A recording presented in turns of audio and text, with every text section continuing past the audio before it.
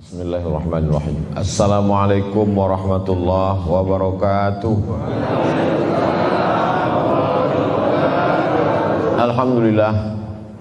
Allahumma salli ala Sayyidina Muhammad wa ala ali Sayyidina Muhammad. Ini malam bulan yang ketiga i'tikaf. Jumat kedua setiap bulan Januari, Februari, Maret. Di Maret ini judulnya tentang sabar. Bapak Ibu masih sabar tak mendengar ceramah nih? Sabar itu artinya menahan. Sabar itu artinya menahan. Maka saya tanya tadi sabar apa tak sabar, karena saya tengok banyak yang tak tahan. Udah beberapa orang keluar ke kamar mandi tak tertahannya lagi, daripada ku lepaskan dalam masjid nih Pak Ustadz gitu. Makanya di antara 12 bulan itu ada satu bulan yang disebut dengan Sum Syahras Sabri. Berpuasalah engkau di bulan sabar. Muharram, Safar, Rabiul Awal, Rabiul Akhir, Jumadil Awal, Jumadil Akhir, Rajab, Sya'ban, Ramadan, Syawal, Zulqa'dah, Zulhijjah. Mana ada bulan sabar di dalam? Ada satu bulan namanya bulan sabar. Itulah dia bulan Ramadan. Karena di situ orang menahan. Jadi sabar itu artinya menahan. Yang ditahan itu apa? Yang ditahan itu 3. Menahan mulut jangan sampai menyumpah serapah. Menahan tangan jangan sampai memukul-mukul pipi, mencakar-cakar rambut, menarik-narik rambut, mengoyak-ngoyak kantong. Menahan hati jangan sampai mengutuk nasib. Jadi kalau ada orang kena musibah, kita suruh dia sabar, itu artinya menahan. Karena orang Arab Badui dulu kalau meninggal anaknya, dipukul-pukulnya pipinya. Kata Nabi, laisa minna man darabal khudud wa syaqqal juyub. Siapa yang memukul pipi, merobek kantong, menarik rambut, mencakar dinding, bukan umat Muhammad sallallahu alaihi wasallam.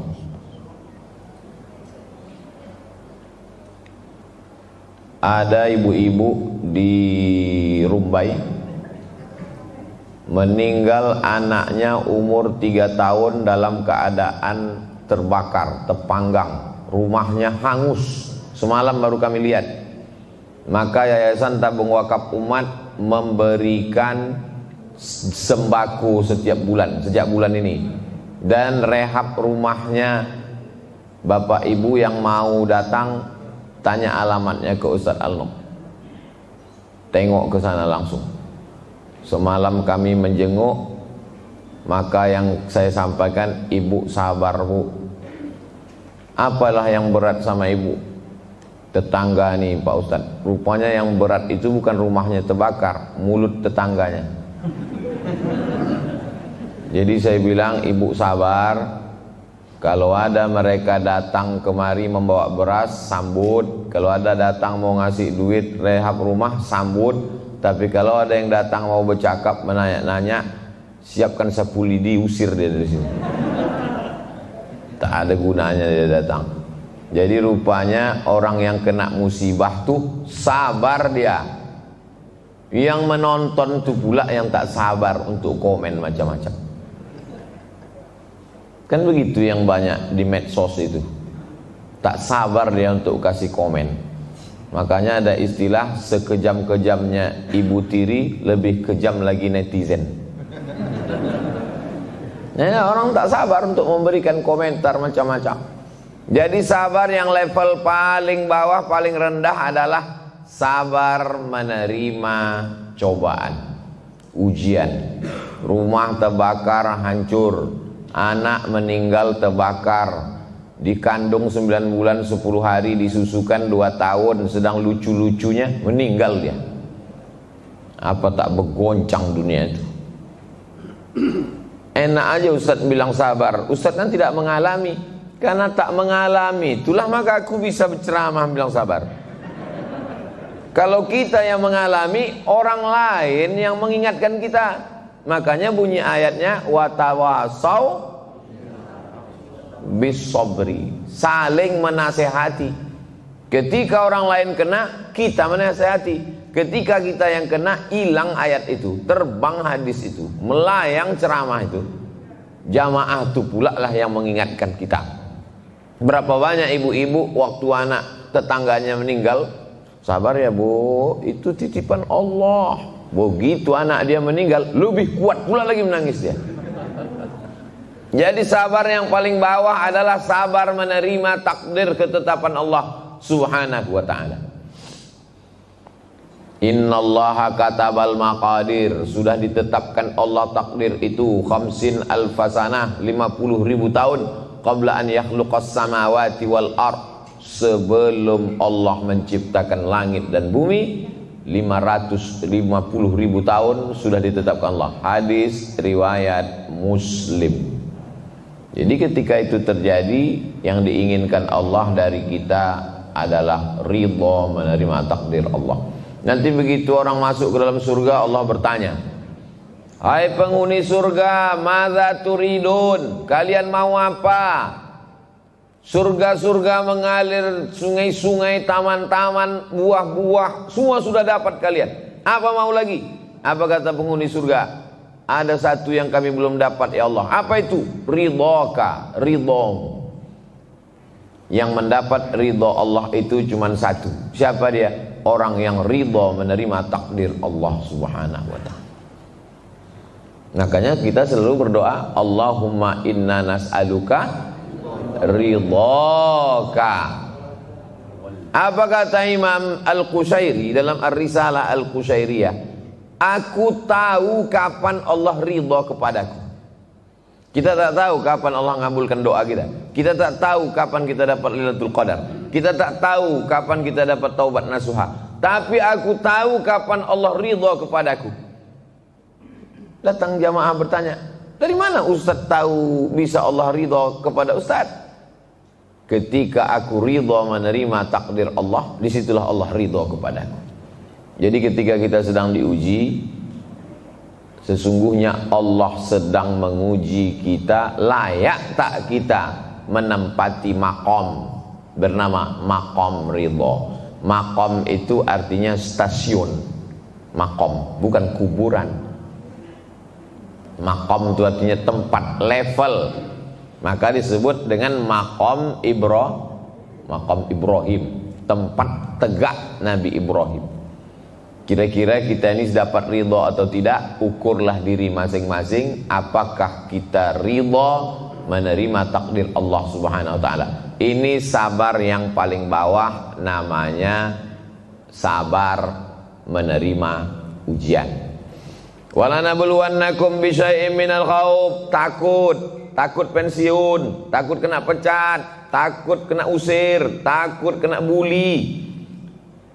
Walju', lapar, wa naqsim minal amwal, rugi, bangkrut, ketipu, wal anfus, sakit, mati, kebakaran, wassamarat, kurang buah-buahan, paceklik, kering, wabasyiris sabirin, berilah kabar gembira kepada orang yang sabar. Ditahannya mulutnya tak sumpah serapah, ditahannya hatinya tak mengutuk nasib, ditahannya tangannya tak memukul-mukul pipi, tak menarik-narik rambut, tak menyobek-nyobek kantong. Ada lagi yang lebih parah daripada mukul pipi, menarik rambut. Ada. Apa tuh? Rambut orang ditariknya. Nah, itu lebih parah pula lagi. Udah, itu sabar level pertama. Sekarang kita naik pada sabar level kedua. Apa itu sabar level kedua? Sabar menahan diri, tidak buat dosa padahal kesempatan ada. Itu dia. Anak muda, ganteng, mata biru, rambut ikal, putih, pergi ke mall. Sampai ke mall, datanglah tante-tante mengasih nomor handphone, dilemparkannya pakai kertas. Call me please. Balik anak muda ini ke rumah, dihidupkannya kompor gas, dibakarnya nomor handphone itu. Ditanya sama kawan kos-kosan, apa yang kau bakar tadi? Nomor dikasih orang di mall tadi, dilempar ke saya. Kenapa kau bakar? Karena aku menahan diriku. Orang macam ini disebut orang sabar. Bukan sabar menerima musibah, sabar menahan diri dari perbuatan haram padahal ada kesempatan. Orang ini disebut dengan sabar. Tapi sekarang orang yang begini disebut bodoh. Bodoh kali kau. Saya Pak Ustadz nggak pernah dapat ujian macam itu. Mana dapat? Hitam. Siapa mau? Jadi banyak sekarang anak-anak muda nih, dia merasa tidak diuji Allah. Bukan tak diuji Allah, tak ada kesempatan. Sabar level kedua adalah ada kesempatan buat dosa tapi tak mau. Nah, itu orang itu disebut dengan sabar. Ustadz Somad, orang yang Ustadz jenguk di rumah sakit Arifin Ahmad itu tadi, kebetulan saya baru pulang dari rumah sakit Arifin Ahmad, makan siang jumpa sama jamaah. Ustadz dari mana? Arifin Ahmad. Menjenguk Pak Anu? Iya. Kami pernah datang ke rumah dia Ustadz, kami bawa duit 1 koper minta proyek. Kami tahu anak dia sedang di Australia, susah duit. Lalu kami bawakan duit. Apa kata dia? Tak mau, bawalah duit kalian ini balik. Itu orang sabar level 2. Tak mau dia mengambil duit haram. Ke Ustadz Abdul Somad lah yang jadi dia waktu itu, saya ambil. Saya serahkan ke YTWU. Dapat 2, 3 kelas jadilah kan. Sabar ketika ada kesempatan untuk mengambil duit haram, tak mau. Ada hakim di Pekanbaru nih. Datang kami ke rumah hakim tuh Pak Ustadz, kami bawakan duit supaya selesai perkara ini. Tak mau. Jamaah cerita. Jadi ternyata orang-orang sabar yang level 2 nih ada di Pekanbaru, cuman tak banyak. Perlu dibudidayakan. Ini makhluk-makhluk ini udah hampir-hampir punah udah hampir sejenis dengan dinosaurus. Tapi ada dia. Janji Allah Subhanahu wa taala, dunia ini tak pernah kosong dari orang baik sampai hari kiamat nanti. Orang baik itu tetap ada. Karena begitu sudah sunnatullah. Hari berganti, musim berubah. Sabar level kedua, mampu menahan diri dari perbuatan maksiat walaupun ada kesempatan. Ibu-ibu, ada kesempatan dia untuk jadi pelakor, tapi mampu dia menahan dirinya. Nah, ini sabar level 2, agak tinggi sedikit. Sekarang baru sabar yang paling tinggi, sabar level 3. Sabar menahan diri untuk beribadah. Inilah dia yang hadir iktikaf malam ini. Banyak pula pura-pura tak mau mengaminkan. Itu hebatnya orang sabar itu kan. Tawaduk dia. Sabar level paling tinggi nomor 3 adalah orang yang sabar menahan dirinya untuk beribadah. Dia mau malam ini libur bisa tidur. Kan libur nih kan? Libur. Hari terjepit nasional. Kemarin hari Isra Mi'raj, ini hari Ahad libur. Mau dia bisa dia malam ini tidur sampai bangun besok jam 9 pagi, bisa. Tapi ditahannya itu datang dia ke masjid. Masjid apa namanya? Masjid Nur Ilahi. Datang dia ke Masjid Nur Ilahi ini. Perempuan sebetulnya bisa dia buka jilbab. Cantik dia. Rambutnya bagus. Tapi sabar dia menahan keinginan-keinginan dirinya untuk nampak cantik, untuk begitu, untuk begini, sehingga ditutupnya rambutnya. Maka inilah sabar. Banyak juga perempuan berjilbab itu karena rontok rambutnya, karena gundul. Banyak juga berjilbab. Ibu kok sekarang berjilbab, dulu nggak berjilbab? Udah keriput Pak Ustadz. Apa lagi yang mau dibuka katanya. Jadi sabar yang paling tinggi. Sementara kita selama ini kalau udah disebut sabar tuh pahamnya sabar karena sakit, sabar karena mati, sabar karena rugi. Itu sabar level 1. Itu sabar paling bawah itu. Sabar yang paling tinggi adalah duitnya banyak dibangunkannya ke masjid, duitnya banyak disekolahkannya ke anak yatim. Itu sabar. Kawan-kawan dia, tetangga dia kalau duit banyak pergi liburan ke Amerika, membuat rumah megah mewah, dia enggak. Kawan-kawan dia kalau punya duit beli mobil sampai 5, dia dibelikannya ke ambulan, kasihkannya ke yayasan tabung wakaf. Kalau ada orang sakit tuh gratis. Belum ada lagi. Belum, kita cerita aja ini. Belum ada lagi. Belum ada orang Pekanbaru yang sabar selevel itu. Tapi saya yakin besok pagi berdatangan ini ramai-ramai ke kantor Yayasan Tabung Wakaf.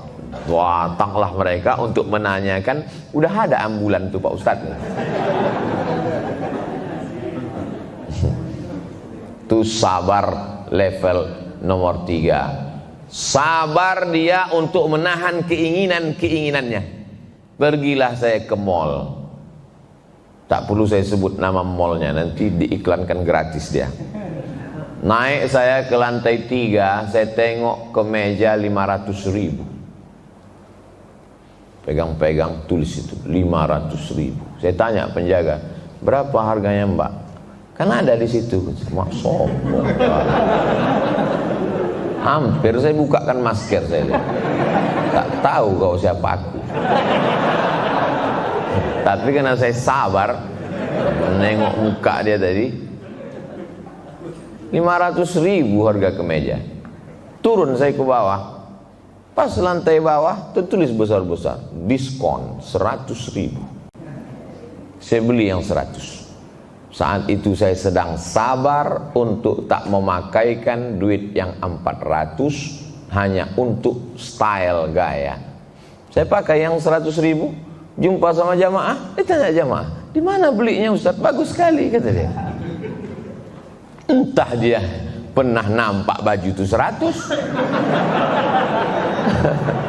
Kadang jamaah ini kan banyak cara dia menyenangkan hati kita.